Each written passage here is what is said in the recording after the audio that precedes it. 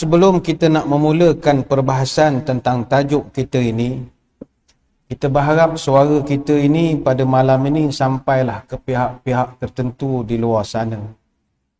Masjid Negeri sebagai sebuah masjid, organisasi yang juga berfungsi sebagai whistleblower, malam ini kita secara suci hati mohon kepada cerdik pandai, warga akademia, khususnya di Menara-Menara Gading, pusat-pusat kajian perubatan, untuk sama-sama membantu untuk menghasilkan kajian berkenaan keabsahan SOP yang ketat di masjid pada masa ini.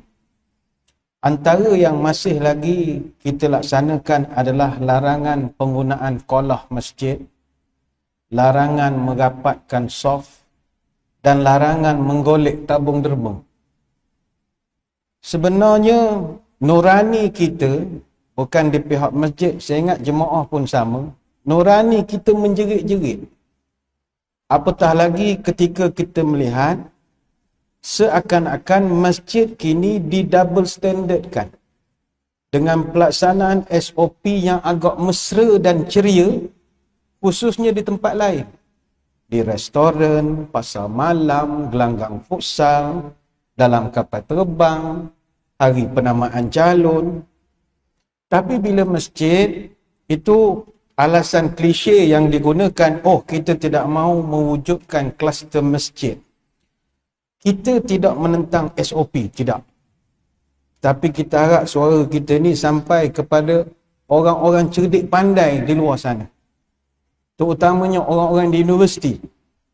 Kerana kita tidak menentang SOP. Bahkan sejak diperkenalkan perkataan SOP di masjid kita 18 Mac tahun 2020 sampai malam ini tepat 6 bulan 5 hari, 189 hari, masjidlah jadi frontliner yang paling depan sekali mempertahankan prosedur ini, dan yang paling teruk dikecam oleh jemaah. Kita digelarkan sebagai kuda tunggangan Yahudi, ejen Dajjal, penyambut Ya'juj Ma'juj, ahli Illuminati, pengaruh Freemason, WHO, IMF, Rothschild, Benedictine Order, dan macam-macam istilah yang kami dapat tiap-tiap minggu. Dek, kerana kita tegah dengan SOP. Kita tidak menentang. Cuma malam ni kita merayu cenderik pandai, cendekiawan kita di universiti bantu kami. Sebab pihak pemerintah, sama ada MKN, Majlis Keselamatan Negara, Kementerian Kesihatan Malaysia, JAKIM, Jabatan Agama Negeri-Negeri, Majlis Agama Negeri-Negeri, mereka perlukan kepada data yang kredibel. Yang mana insya-Allah dengan data yang diperoleh oleh cerdik pandai ini boleh bantu untuk diangkat pada pihak berkuasa untuk dipertimbangkan. Sebab itu benda ni masjid tak dapat nak buat secara akademik. Sekarang masalah polisi ataupun dasar. Polisi tidak sewajarnya dibangunkan atas hearsay, dengar cakap. Polisi tidak boleh dibangunkan atas ab ibrato, tapi mesti berpaksikan kepada admissibility, keboleh terimaan. Dia nakkan kepada data berdasarkan kajian yang dipercayai. Sebab itu orang universiti, dia boleh cari dapatan, perihalan, paras keertian, perkaitan yang boleh membuktikan antara instrumen-instrumen seperti kolah masjid, soft rapat, tabung tak boleh golek dengan risiko jangkitan. Dia boleh buat kajian itu. Jadi finding ini boleh dibentangkan dan insya-Allah boleh memberi satu keputusan yang baik kepada pihak masjid.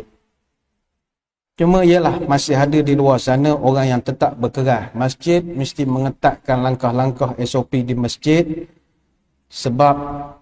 atas sebab takut kluster masjid lah. Tapi beginilah, orang yang nak buktikan bahawa kalau soft rapat itu mendatangkan jangkitan, dia mesti datangkan bukti. Dan itu adalah kaedah perundangan. Mana-mana pertuduhan, semper necessitas probandi incubit qui agit. Itu tak ada orang boleh lari.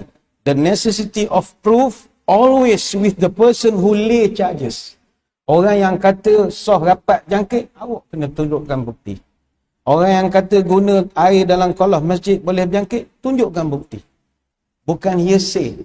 Dan ini kita tak dapat buktikan, melainkan kita merayu kerjasama daripada cerdik pandai kita di universiti. Kita ada pakar perubatan bertaraf dunia, mereka boleh buat kajian klinikal. Masjid kita bersedia menjadi tempat buat kajian. Buatlah ukur 1 meter berapa ekor kuman ada. Jarak setengah meter berapa ekor kuman ada. Silakan. Maka finding itu boleh menyelesaikan banyak kemelut. Sekali lagi, kita tidak menentang SOP. Bahkan kita lah frontliner paling depan menjaga SOP ini. Baik, selesai. Ini bukan nak batu api. Tidak. Ini nak merayu. Moga suara kita sampai keluar sana. Kita ngaji semula lah ya. Kan menjadi batu api pula nanti. Tajuk kita malam ni batu api.